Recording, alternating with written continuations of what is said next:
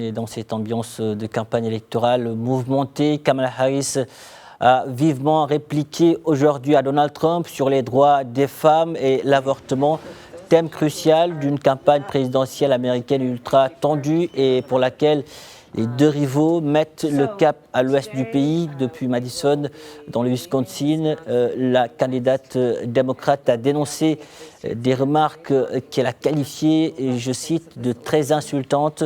Les deux candidats s'accusent depuis des semaines de diviser le pays.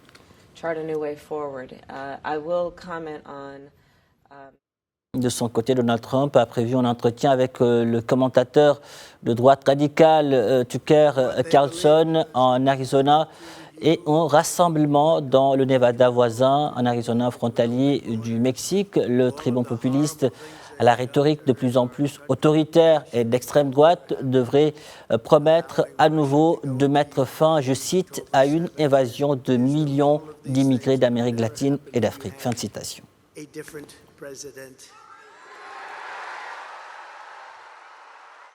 Démocrates comme républicains ne cessent d'appeler leurs partisans à se rendre aux urnes le plus rapidement possible. Aux États-Unis, plus de 57 millions d'électeurs ont déjà voté pour l'élection présidentielle du 5 novembre. C'est l'équivalent d'un tiers du total des votants de l'élection de 2020. Shema Fikri. Une participation anticipée sans précédent pour l'élection américaine. Plus de 57 millions d'électeurs américains ont déjà voté.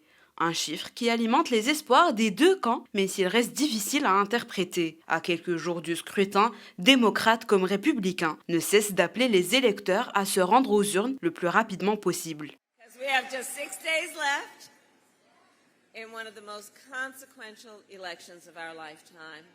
Il ne reste que quelques jours dans l'une des élections les plus importantes de notre vie et nous avons du pain sur la planche. Nous avons encore beaucoup de travail à faire, mais nous aimons travailler dur. Le travail acharné est un bon travail. Le travail difficile est un travail joyeux. Et ne vous y trompez pas, nous allons gagner.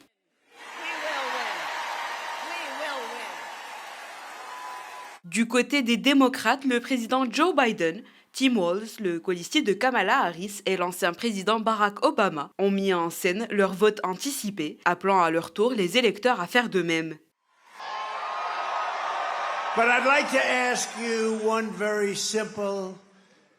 J'aimerais vous poser une question très simple, à laquelle il est facile de répondre. Votre situation est-elle meilleure aujourd'hui qu'elle ne l'était il y a 4 ans? Je suis ici aujourd'hui avec un message d'espoir pour tous les Américains. Grâce à votre vote lors de cette élection, nous sommes à 6 jours de cette élection, peut-être 5, selon la façon dont vous comptez les jours.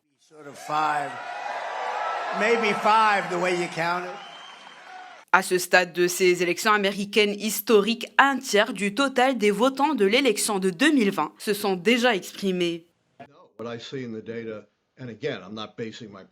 Les données semblent favoriser fortement Harris dans un grand nombre d'États clés pour la raison suivante. Il s'agit d'une élection où le fossé entre les hommes et les femmes est probablement le plus grand que nous ayons jamais connu. Dans le Michigan, la Pennsylvanie, le Wisconsin, la Caroline du Nord, les votes anticipés sont très fortement orientés vers les femmes et si cela continue, c'est très positif pour Kamala Harris.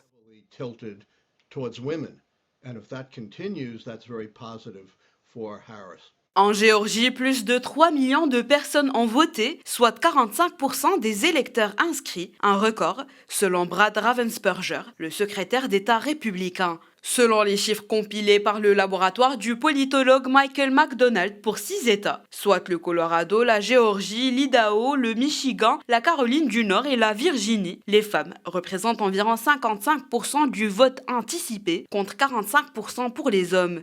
Un résultat qui donne le sourire aux démocrates, même s'il est impossible de dire si cela va se concrétiser pour la suite de l'élection.